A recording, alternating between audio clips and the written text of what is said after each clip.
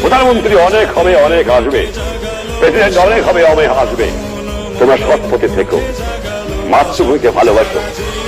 মনে রেখো, তোমাদের মধ্যে যেন পাকিস্তানের মেন্টালিটি না আসে।